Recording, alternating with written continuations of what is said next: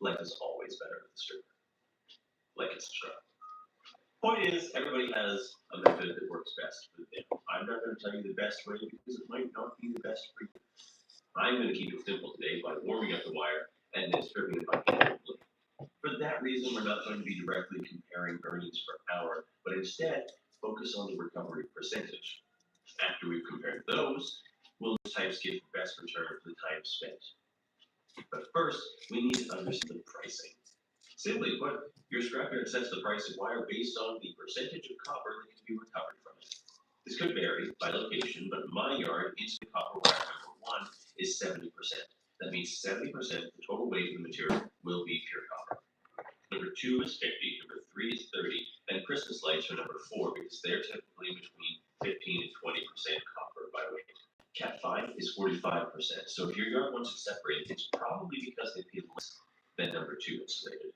And Romex or Lumex, which are technically just brand names for the same thing, which is NM wire, those are 50 and 60%, so they're actually between number 1 and number 2. Separating those is a good idea. It doesn't matter if it's the paper or the plastic, they're still considered the same thing. The price they pay will scale with the price of copper, so bare versus insulated prices will always follow each other. With a bit of a labor fee subtracted, of course. Insulated number 2 50% will not get you 50% of the price of bare bright. Otherwise, stripping would never be. What I found interesting about this is the solid core versus the fine strand insulated wire. See, this super fine angel kind of stuff will actually lose a bunch of its weight when melted. So this is a lower grade than this. This is not number 1, no matter how thick it is. You'll probably get Lumex price for it because it's clearly better than number 2, but it's not as good as you might think. That also means that once it's stripped, the copper in this will be clean number 2 wire, which is worth less than this one, which would be clean number 1. The differences are pretty easy to tell, but if you're not sure, if it stays in position when you bend it, that's the difference. Number 1, number 2. Another interesting point about Lumex or Rome, if you strip off just the outer insulation, you upgrade it to 3 strands of 1 insulated copper wire and 1 strand of number 1 clean copper. Now, with that out of the way, let's run through these and see where the returns are. Now we'll start with number 1, then move on to some of this heavier stuff, then do a bunch of loops. Hello, we're back. I've spent as long as it took, stripped all those different kinds of wire and map. I'll share my chicken scratch with anybody who's interested, but I didn't make it especially easy to read. I did inflate the percentages to I don't know, 100 pounds of wire just to make it easy on myself. And yeah, I did do the percentage increase backwards the first time, but I fixed it. There were a few interesting discoveries though, so allow me to share it. Starting with the 1 wire, which turned out to be the most, is that on average, this stuff actually contained 8% copper, rather than 50% of the scrapyard. The stuff that plus 70% was the inner strands from Lumex wire, although to be fair, probably a large portion of what they get is scrapyard. On average, certain copper and wire increases to about 40%, but the smaller it is, the smaller the return. If you've got a ton of these thin ones, I really would suggest stripping them by hand. This fire-resistant jacket type brings the average down because its insulation is a spandex. It was also the most difficult to clean because the plastic kind of buries itself into the strand, which sucks because it's on the back weight. 30% increase. This stuff was my next surprise. Quit, Milo. I was a little worried because of the fibers going inside being a lower grade, like we discussed. But the jacket is soft and easy to remove, and doing so increases the final value by a whopping 76 cents. Unless it's a really tiny bit, don't let this stuff go to the yard wearing a jacket. An experienced stripper knows this money. Moving on to Lumex. I spent some time in this category because there are several different ways you could go about it. Either you could just replace and have several kinds of insulated number 1 and the ground wire as bare braid, or you could go the distance and take it all on. Full Monty. I heard about it. What I learned was you'll increase your 35% just by taking off a layer. Going all the way typically only goes up a little over another 15%. However, we are talking averages. It goes without saying that some have a little more going on, and it makes it. Take this one, or this one, for example. Beautifully round, thick, bold. Even with the diminutive ground wire, this one's bringing the average up almost 40% increase just by removing the top layer. Keep going, and you'll reveal a jaw-dropping 80% greater return. Yeah, it takes a little more time, but sometimes that's the difference between good and excellent. Simplifying, bigger is better, obviously. 3-strand is better than 2-strand, and round is better than flat. Better meaning more root the time to strip. With a little overlap in that this thick 2-strand flat one tastes better than this 2-strand round one. The other thing I found was with the vintage paper insulated wire. I was surprised to learn that all that paper and string weighs pretty much the same as the modern plastic equivalent. The insides are different though. The ground thinner and the other wires are thicker, so it's less worth doing halfway and basically the same, completely clean. Just for fun, I did a couple of strands of number 2. I picked what I thought would be the better stuff. Just as basic, small appliance power cords. The numbers surprised me. 2 of the cases were below 50%, which makes me think most number 2 wire probably is. But one piece, which did look a little different, more like a fibrous inner strands of some kind of Lumix or whatnot, was 72%, which when compared to the $1.50 per pound for number 2 wire, came to a staggering 97% increase. Now, I would definitely recognize that stuff if I see it again, but regardless, I don't think anybody should be stripping number 2 wire. It's time consuming, fiddling, weight is pointless. If it takes you 10 minutes to double the dime, you probably shouldn't spend all afternoon doing it. So, what do you think? Well, don't even talk about stripping Cat 5 or number 2. If it's too slow to go through an automatic stripping machine, then you definitely should do it. The rest of it is personal, and I apologize if that sounds late, but it's true. I don't think it matters how much you want. You'd be hard pressed to make a decent hourly wage stripping wire by hand. It goes faster, it's long, it's warm, it's great, but for the most part, it's not going to do amazing stuff like these. It's going to be a laundry basket full of Lumix that's worth $60, and you can make it worth an extra $25 if you've got nothing better to do. Keep in mind this with copper dollars a pound today. My suggestions. Definitely strip anything as many as this and most number 1 wire because those percentages will be working harder with weight like that. Regular Lumix will be more emotional, but don't touch the skinny stuff unless there's a whole spool of it.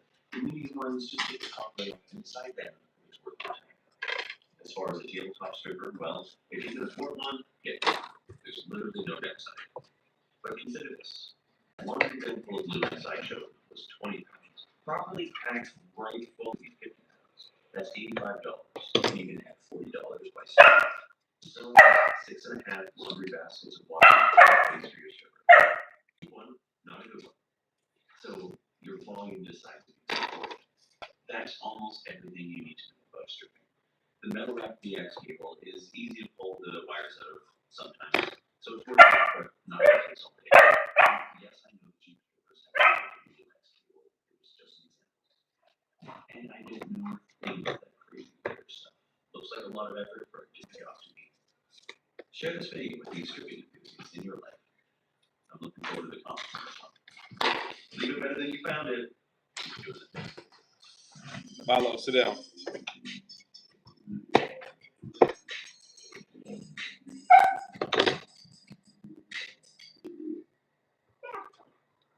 Before she was a little shy, you know, might not say nothing, but Rose is so hard to get through. She stands up for herself, stands up for me. Hi guys, it's my mom. Nikki, nice to her. Mom, yeah. Her main question when she meets someone is, do you have a robot? And that's how they become besties. Hey, you're looking at my house. I'm not looking at you, I'm looking close to you. I got your hand.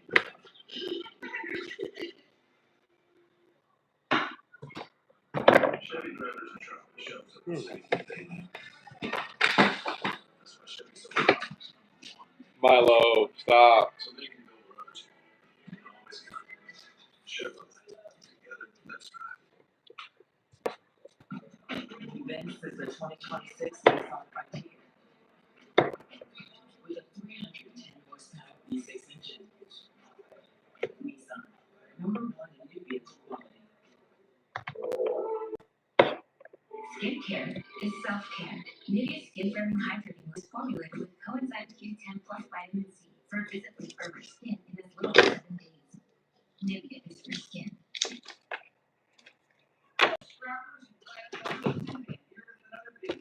So behind me here, I have a huge pile of copper wire. They are various gauges, they're from various sources, and I do have a lot of money worth of wire here. I actually have this all mixed, unfortunately, it's tucked away in the corner, and I just uncovered it now. So do have to spend time right now separating it. There are some in here that are worth more stripped, there's some here that are worth more unstripped. As well as there are some in here that I want to make sure I separate for a higher value. If I was to bring all this wire in as is, I'm going to get a lower grade price, probably Bruh. 40% client price. And that means I am going to lose out significantly on the profit here. So I have also had a number of questions from beginner structures about different wires, how to separate properly, whether we're stripping or not. So we want to answer those questions today. And I do want to make sure I highlight the point with any type of structure that finds wire and wire to go along. Make sure you are separating it as you go along. You will cut down on tons of time as well as effort. This will take me a little bit of time now to separate. I do have different bags or different containers so that I can easily put them away as I go. As well, that is going to help you know how much you have, as well as when prices are high, if you want to take that in or hold on. So I'm going to start here just to show, first of all, one example. We talk a lot about appliance wire, 40% and 6%. So I do want to use this wire as an example. This wire here is just a power cord that I had from a vacuum cleaner, or dehumidifier. I did strip a little bit of it off here. There is no plug-in on it, just for this example. But if I was to bring this in as is, copper is going to be classified, or wire is going to be looked at as either 40% appliance wire or 60%. Because this has 3 coated strands of copper inside, as well as an outer coating, there is higher plastic here, less copper recovery. And this right here is going to be an example of your 40% appliance wire. Currently in London, Ontario, it is going for $1.44 a pound, which is a great price. However, if I just had these 3 strands and no outer coating, because this is single strand, high copper recovery, less plastic to copper ratio, higher value, and this would be classified as your 60% appliance wire. Currently, these 3 strands here going for $2.48 a pound. So $1 more for this wire, and you do want to make sure you separate it. And I also have some questions from viewers. Go. Is it worth stripping off the coating? Something like this, I will. And what I will do is I will actually look at how thick the wire is. Because this is harder to bend, this is something I want to remove the outer coating for. And that's because these wires are a nice thicker gauge. I have had some viewers say they actually strip all this. I did not strip all of this, and that's because these are all going to be indoor strands. It does get messy. This will not fit into my wire stripper as is. It is too thin. But there are some homemade wire strippers that I do make, or I have made, and I do have videos on those. And it isn't very good strapper. But for something like this, I will throw this entire thing through my wire stripper, remove the outer coat, and upgrade these strands for sure. So that is the difference. You also have PX wire, that other category. This PX wire here that I have, just another example. It has the aluminum or stainless steel coating on it. You will find these in different job sites. This is actually right now going for $1.90 a pound. But this is worth taking apart. I will unravel this sheet here, take out the copper. You can see there is a really nice copper. This is going to be classified right now as number 1 copper because it is a little bit discolored. But again, number 1 copper right now going for $4.52 a pound. If I was to remove these 2, again, these would fall under my 60% appliance wire because of the coating on it. These 2 are worth stripping. I will fit these through a wire stripper, and these 2 will give me number 1 copper. The rest of this sheet here will be steel. gives me about 77 cents a pound. So again, BX wire, in my opinion, worth opening, taking apart, get that copper out. But there is a category for this as well. Lots of Romex, you can see. This is all your household wire. This too, as you can see, double coated. I will get as is a 40% appliance wire, but this is as well going to be well worth my time opening. All that I will do is open that up. There is a clean strand of copper in there, as well as coated. But great item for sure. Look at that beautiful copper in there. I've got lots of this in here for sure. I do have little strands that you can see, different gauges. This is another piece. Some of your old Romex wire, different gauges depending on what it is hooked up to.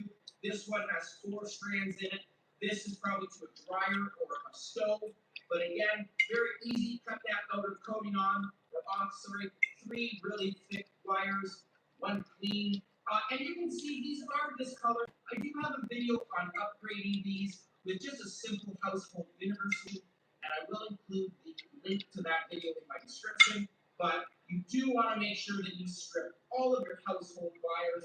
I do have different ages of it, different colors it comes in, reds, blues. A lot of your outlet wire is a white one, but again, these ones different colors, different thickness, but great copper source for sure. We're gonna throw it out the side. Another one that I just want to show, look at the size of this. This is another example of your Romex. I did remove the outer coating off of it, but look at how thick that is. So great score here. Gonna make a lot more money from number 1 with a very bright price for this once I clean it. Common wire that I have here. I do find a lot of tubular lights. You can see right here. These tubular lights come out of your garage. I do find a lot of people that are doing things or remodeling the garage do have lots of these tubular lights. One reason I do like these is because they do have, as you can see, the connectors, a really nice yellow brass inside. But this wire here, as you can see, trying to end it, this is all single strand wire. If I brought it in as is, again, because of the one coating, this is my 60% appliance wire. But because single strand, I can actually strip this. It will not fit into my wire stripper, but I do have a makeshift wire stripper, and all I do is just run a butcher knife down it. It will peel off this coating, and I will also include the link to that in my description. But really nice wire here. You can see there it is. There's a bit of it. And this wire here is actually going to be classified as number 2 copper wire. The rule is when we look at copper wire, any wire that is thin, 16 gauge, 16 gauge with the thickness of a lead of a pencil, will be number 2 copper. So no matter, this right now still going for $4.30 a pound. So I do have lots of this. I have come across tons of different tubular lights, fixtures. As well, they do have a nice ballast inside that is also scrappable. I can actually bring it into 15 cents, but really nice copper wire in here. And these are the stripping, so as well as getting that brass, which is going for $3.05 a pound. I did also want to show, just for the sake of this video, unfortunately, I was looking at this before the camera started rolling. I noticed this wire here, and I thought, oh, here's an extension cord. Upon further inspection, notice this is actually just a hose. I think it might be a water cooler. So important, you do want to make sure you are not throwing things that look like wire in here. If the gentleman at the scrapyard would have saw this, they would definitely be weary of my load and have to go through it a little bit more thorough. But this is garbage, unfortunately, so watch out.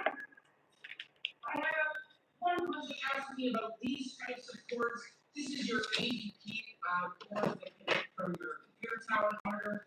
The nice thing about these, I think you that can these see that there's wires. actually some gold prongs in here. This is going to be classified as electronic wire. Inside of it, if I show it to you, there are several strands of copper wire. There is also a bit of plastic around it. Sometimes it is coated copper, and they will have a category for these. If this is in good working or workable condition, you can actually sell these online as well.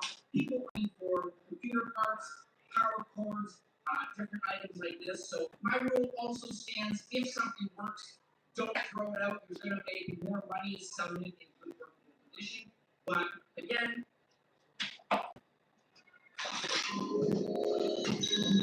Same elevator lift. Much pain. Elevator. Explore your story. Taco Bell's $5, $7, $9 lunch boxes. Excuse me. Makes this house red. Try Taco Bell's $5, $7, $9 lunch boxes. It is scrap day, my dudes.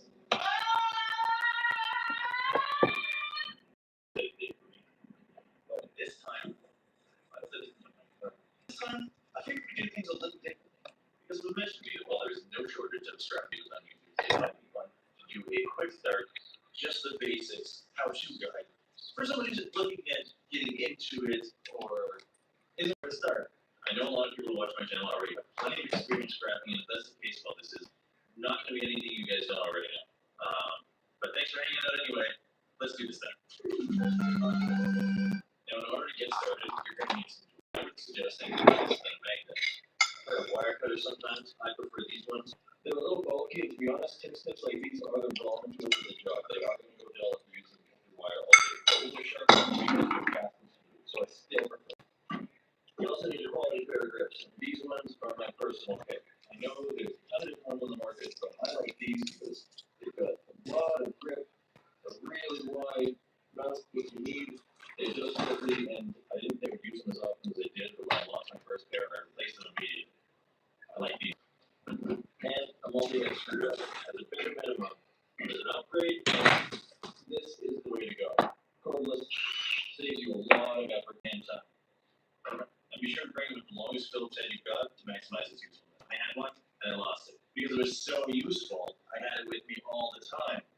Anyway, your magnet here is definitely the first and foremost because that helps you identify ferrous metals. Ferrous meaning contain iron, and that is the most common kind of metal you will find anywhere. You can find mountains of it rusting all over the place. And for any full-time serious scrapper, that rusty stuff is going to be the bread and butter. You're going to find it everywhere. And if you have a truck or a trailer, you can reliably expect to fill it up, get $40 to $100 a load. You can probably do that twice a day if you just cruise big enough. Washers, dryers, stoves, microwaves, old computer cases, everything. That stuff will go in a shreddable tin, and the nice part about that is you don't need to worry about cleaning it up. Just go ahead, leave on all the stickers, and the plastic garbage, and the fasteners. It doesn't matter. They don't care. Same money. You might want to remove the goodies like the copper that's in a microwave or the stainless steel drum that'll be in a washing machine, but that's totally up to you if you want to spend your time doing it. You don't have to. I'm sure they'll be happy to pick it apart after you leave. Now, for me personally, this is all the space I've got, so I don't usually bother with that stuff. The most I've gotten out of a steel run in this was $40. I was focusing on the densest piece that I could find. So I'm talking about 20 bars and red frames. And I did have some computer cases and some microwaves, but I think it was Bearded Better who suggested this to me. They were completely full of little bits of steel. So all the screws and the little Baby. just junk that was metal, and put them inside the cases. So these were very heavy little metal boxes. And $40 is decent, so there's really nothing wrong with that. But I certainly don't focus on steel so much because the pile gets pretty big pretty fast. That's kind of its value, though. One more tool that you might want to be sure to bring. It's a luxury item, but it's a pretty nice pair of gloves. Wouldn't be without it. That's just me. Now, one piece of tool that I grab every time is these. Now, I used to ignore them. Brake drills and brake runners. They're cast iron, so the value is a little higher, anywhere from $1 to $3 a piece. So that might not seem like much, but everybody just leaves them lying around, and it does not take long to build a pile. And when you find one, you usually find 2 or 4. So it's going to be the easiest $5 to $10 you make. I wouldn't leave them lying around. Some other common places you'll find cast iron, which I have any examples right in front of me, are the grills from some barbecues. They're gonna be the heavy thick ones though, and old clawfoot bathtubs. Yeah, that's right, sorry. They're not made out of porcelain, they're actually cast iron covered in, I don't know what they're covered in. Now with the ferrous steel and tin out of the way, let's talk about the stuff that a magnet won't stick to. This is the stuff that I focus on because it takes up a lot less space. The next most common type of scrap goods, aluminum and wire. Let's start with the insulated copper. That means it's got the plastic insulation still. There's basically three categories. Insulated copper number 1, number 2, and number 3. The grade is basically the percentage of their total weight scrapyard is going to get out of them in actual copper. Number 1 being less than that. A decent rule of thumb here is if you bend it and it holds that bend, it's probably some decent number 1 solid core. Different scrapyards sometimes have a different interpretation of what exactly insulated number 1 copper wire is. So best just to ask them to give you an example of the smallest stuff they'll accept as copper wire. Now number 2, that's your everyday stuff, the sniffle cords, the power cords, the little connective wires inside appliances, AC adapters, like all sorts of everything else. That's where that goes. Now number 3 is of course the lowest of the low. We're talking about Christmas lights, bulbs on, little plastic it gets stuck on, just low yield out of all of this. Now I did it a little while back where I experimented with different types of Christmas lights to see how much you increase your payout by the hour you spend chopping off all of the bulbs. And in short, if you're gonna do it, just do the one with big bulbs. Seems a little counterintuitive, but those you'll get about $7 an hour if you work fast. And so pile of them, you got nothing going on. Personally, I'm gonna bring them in just like this, because that is all the time I have in my life on the rig. Now the number 2 stuff, the everything else, my yard is clean, like everything cut off, no connectors. I'm gonna have to find a pair of scissors and get it off, because that's not good enough for them. But they give me a good price, and they'll let me pile pretty much anything I want to do with the pile. As long as it's not coax. Nobody wants coaxial. Do not let it in your number 2 pile because you've got triple enough. That's the stuff that cable TV and old video game systems were. It looks like it's got a nice solid copper core, but that solid copper center connector is actually a single wire. This is copper coated. It's actually really this don't even pick it up. Now outside of those, there's a couple other types of wire your scrapyard might pay more for. The first one, Cat 5. We're talking about Ethernet cables. You're gonna need to cut the ends off of this. The places that want it separate will give you a higher price for it. I think it's because it's small strands of very, I don't know why it is, but it'd be a little more. Yeah, this BX cable, that's I believe the proper name for it. It's got an aluminum casing on the outside, and the inside is this nice solid core kind of stuff. And that stuff adds up quick with the heavy. Some places will pay more for this housing wire kind of stuff too. And these kinds of ones, that's high copper content with an aluminum sheet, so they'll give you a totally different way for that as well. There is one to watch out for, so keep an eye out or you might be tripped. See these? It looks like a really nice thick piece of wire, which is a little suspicious. 1, because it's so flexible, and 2, it really doesn't weigh that much. So if you take your snips and have a look inside, see that silver sparkle on it? Yeah, this is aluminum wire with a coating. That's another thing your scrapyard doesn't want you sneaking into the number 2 copper insulated bin. And honestly, unless you've got a lot of space, I would just put it back. Look at these things here. They look like they got copper on them. That's copper coated. Also not worth anything. Into the shred if you've got a shred. Now, if you find a whole pile of aluminum wire at once, I wouldn't leave it lying around because it is worth money. It takes a while to add up. So unless you've got more space than you know, or you somehow find it all the time, I wouldn't feel bad leaving it behind. That'll lead us nicely into the most common scrap. Okay, that's the most common metal in the world, aluminum. Now, aluminum is fairly easy to identify because of 3 reasons. The first is extremely light. The second is extremely flexible.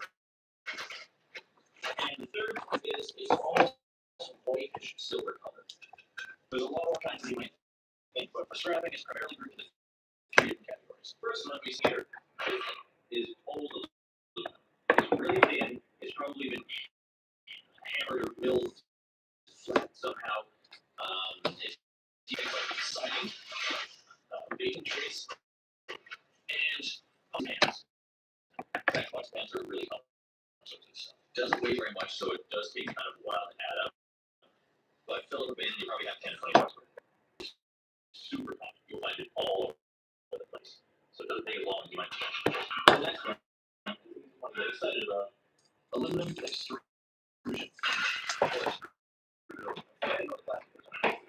Aluminum extrusion is a process in which you take a piece of aluminum stock and heat it up and force it through a shaped die. So that it comes out the other side in the shape that you want. This, sometimes it's stronger and it's generally much purer green. So it's worth a little more. You can tell. Primarily by looking at the shape. And if you see these machine edges like they've been cut down and there's no seams connecting things together, or they have little shapes where things will stay on one of them, that's aluminum extrusion. Most common sources would be fence posts, paragraphs and pieces of screws would be aluminum extrusion. Also some of this. It's such a lot denser, so a lot quicker. But you might mistake it wasn't that it was non-magnetic and so easy to scratch. Now the other one is cast aluminum. You can tell cast because it's light and it's with complicated shape. So you probably want this on wall as well as barbecues. And you'll like to keep this base of salt. If you're not sure it's cast, hit it with a hammer. It's really good. Oh, another point about aluminum extrusion. There's actually quite a few different grades of this stuff. I went to one scrapyard, they wanted to separate everything. It was like 4 different bins and they wanted it all to eat.